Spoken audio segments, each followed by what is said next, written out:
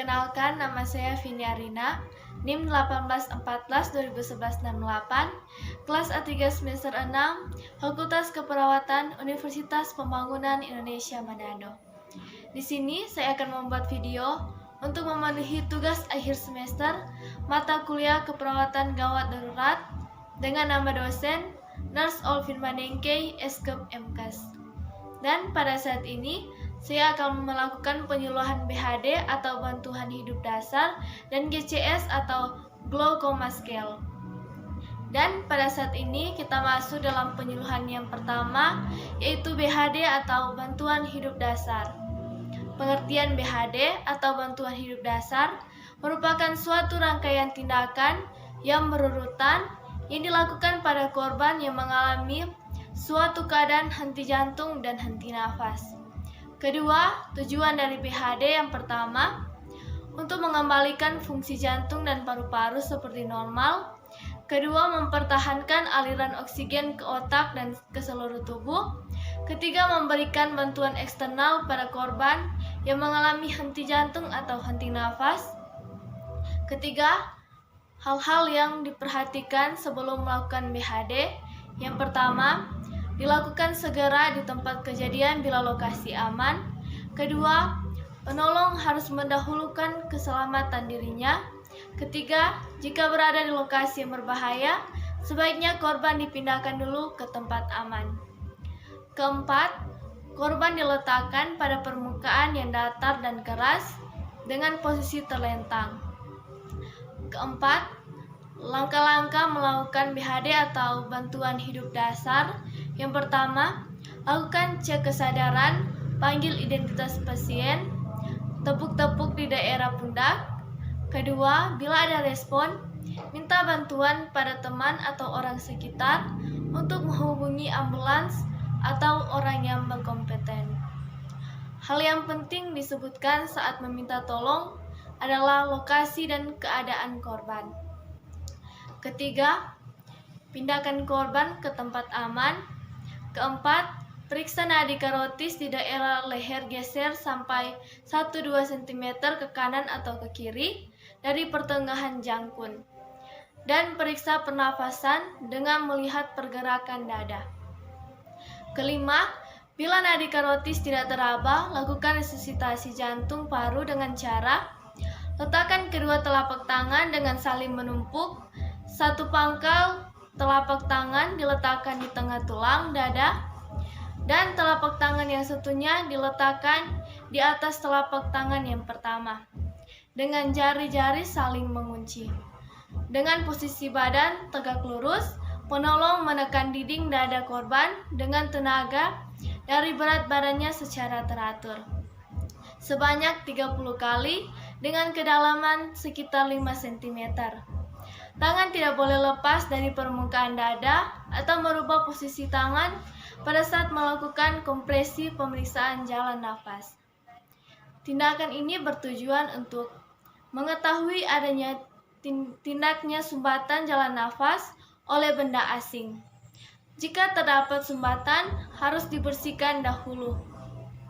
Kalau sumbatan berupa cairan, dapat dibersihkan dengan jari telunjuk atau jari tengah yang dilapisi dengan sepotong kain, sedangkan sumbatan oleh benda keras dapat dikorek dengan menggunakan jari telunjuk yang dibengkokkan. Mulut dapat dibuka dengan teknik cross finger, di mana ibu jari diletakkan berlawanan dengan jari telunjuk pada mulut korban. Membuka jalan nafas, setelah jalan nafas dipastikan bebas dari sumbatan.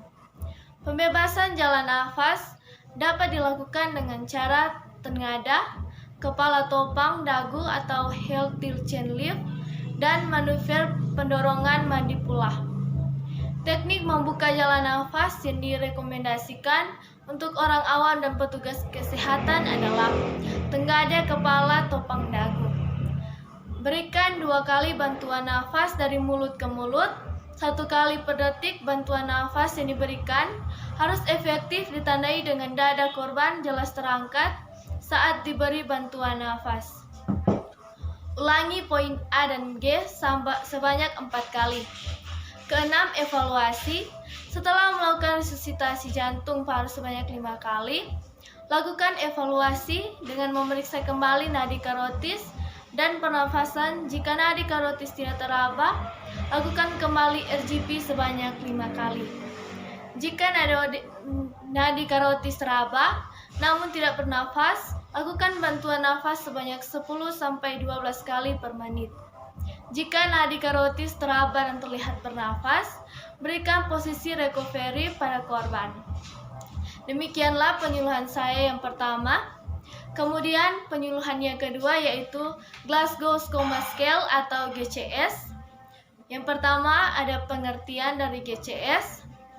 Glasgow Coma Scale atau GCS adalah skala yang dipakai untuk menentukan atau menilai tingkat kesadaran pasien, mulai dari keadaan sadar penuh hingga keadaan koma. Tujuan GCS untuk menentukan atau menilai tingkat kesadaran, memberikan pertolongan darurat bagi pasien cedera kepala.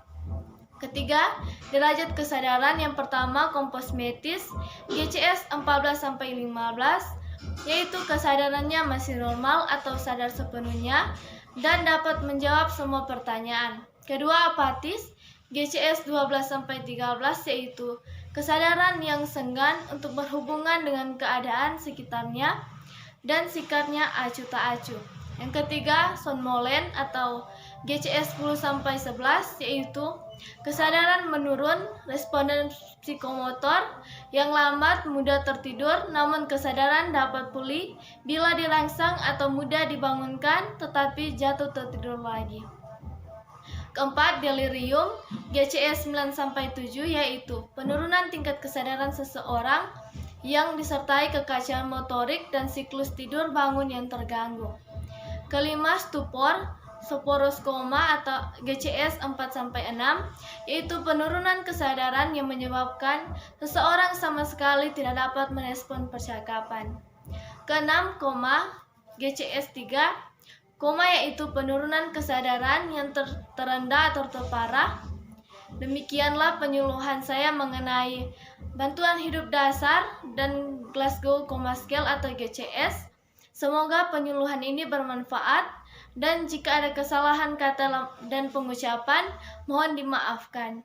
Akhir kata, saya ingin mengajak saudara sekalian untuk bergabung bersama kami di Perguruan Tinggi Universitas Pembangunan Indonesia Manado.